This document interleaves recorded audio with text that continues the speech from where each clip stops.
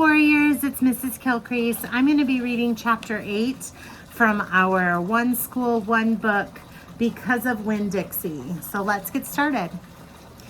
Winn-Dixie's bald spots started growing fur, and the fur that he had to begin with started looking shiny and healthy. And he didn't limp anymore. And you could tell that he was proud of looking so good, proud of not looking like a stray. I thought what he needed most was a collar and a leash.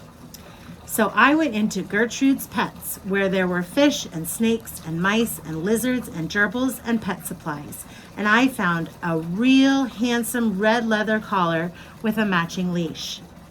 Winn-Dixie was not allowed to come inside the store. There was a big sign on the door that said, "No dogs allowed." So I held the collar and the leash up to the window, and Winn-Dixie, who was standing on the other side of the window, pulled up his lip and showed me his teeth and sneezed and wagged his tail, something furious. So I knew he absolutely loved that leash and collar combination. But it was very expensive. I decided to explain my situation to the man behind the counter. I said, "I don't get a big enough allowance to afford something this fancy, but I love this collar and leash, and so does my dog.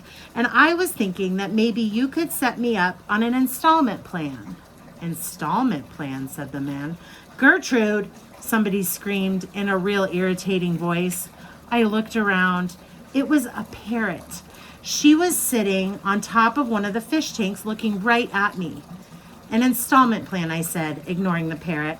"You know, where I promise to give you my allowance every week and you give me the leash and the collar now." "I don't think I can do that," said the man. He shook his head. "No, the owner, she wouldn't like that." He looked down at the counter. He wouldn't look at me. He had thick black hair and it was slicked back like Elvis Presley. He had on a name tag that said Otis. "Or I could work for you," I said. "I could come in and sweep the floors and dust the shelves and take out the trash. I could do that." I looked around Gertrude's Pets. There was sand and sunflower seed shells and a big dust bunnies all over the floor. I could tell that it needed to be swept. Said Otis. He looked down at the counter some more. "Gertrude," the parrot screamed again. "I'm very trustworthy," I said. "I'm new in town, but my daddy is a preacher. He's the preacher at the Open Arms Baptist Church of Naomi, so I'm real honest.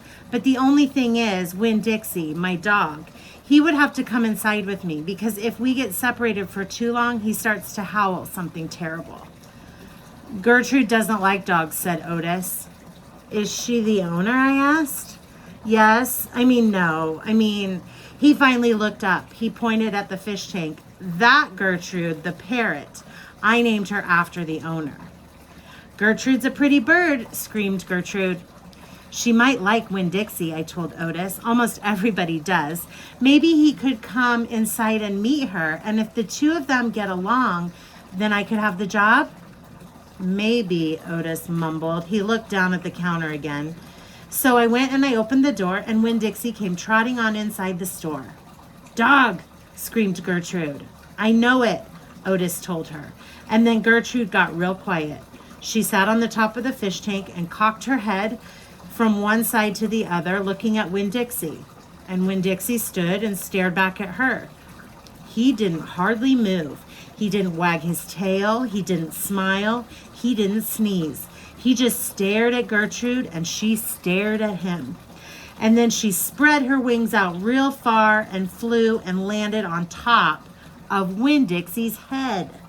"Dog," she croaked. Winn-Dixie wagged his tail just a tiny little bit, and Otis said, "You can start Monday." "Thank you," I told him. "You won't be sorry." On the way out of Gertrude's Pets, I said to Winn-Dixie, "You are better at making friends than anybody I have ever known.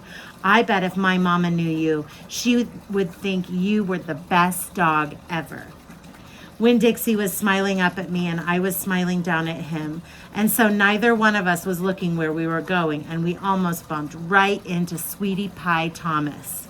She was standing there sucking on the knuckle of her third finger, staring in the window of Gertrude's Pets. She took her finger out of her mouth and looked at me. Her eyes were all big and round. "Was that a bird sitting on that dog's head?" she asked.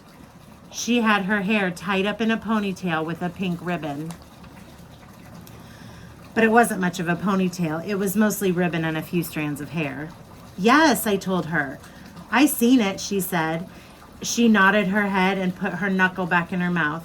Then she took it out again real quick. I seen that dog in church too. He was catching a mouse. I want a dog just like it, but my mama won't let me get no dog. She says if I'm real good, I might get to buy me a goldfish or one of them gerbils. That's what she says. Can I pet your dog? Sure, I told her. Sweetie Pie stroked Winn-Dixie's head so long and serious that his eyes drooped half closed and drool came out of the side of his mouth. I'm going to be 6 years old in September. I gotta stop sucking on my knuckle once I'm 6, said Sweetie Pie. I'm having a party. Do you want to come to my party? The theme is pink. Sure, I told her. Can this dog come? She asked. You bet, I told her. And all of a sudden, I felt happy. I had a dog. I had a job. I had Miss Franny Block for a friend. And I had my first invitation to a party in Naomi. It didn't matter that it came from a 5-year-old and that the party wasn't until September. I didn't feel so lonely anymore. I hope you enjoyed it.